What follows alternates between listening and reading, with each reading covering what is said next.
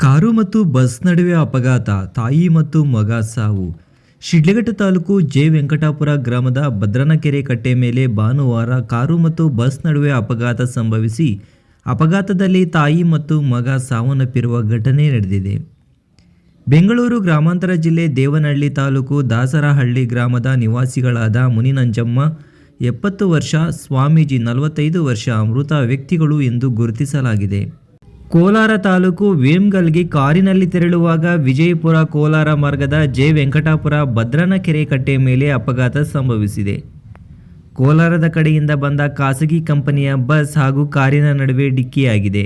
ಡಿಕ್ಕಿಯ ರಭಸಕ್ಕೆ ತಾಯಿ ಮತ್ತು ಮಗ ಇಬ್ಬರು ವ್ಯಕ್ತಿಗಳು ಸಾವನ್ನಪ್ಪಿದ್ದಾರೆ. ಶಿಡ್ಲಘಟ್ಟದ ಸಾರ್ವಜನಿಕ ಆಸ್ಪತ್ರೆಯಲ್ಲಿ ಶವಗಳ ಮರಣೋತ್ತರ ಪರೀಕ್ಷೆ ನಡೆಸಿ ಕುಟುಂಬದವರಿಗೆ ಹಸ್ತಾಂತರ ಮಾಡಲಾಗಿದೆ. ಇನ್ನು ಘಟನೆ ಸಂಬಂಧ ಶಿಡ್ಲಘಟ್ಟ ಗ್ರಾಮಾಂತರ ಠಾಣೆಯಲ್ಲಿ ದೂರು ದಾಖಲಾಗಿದೆ.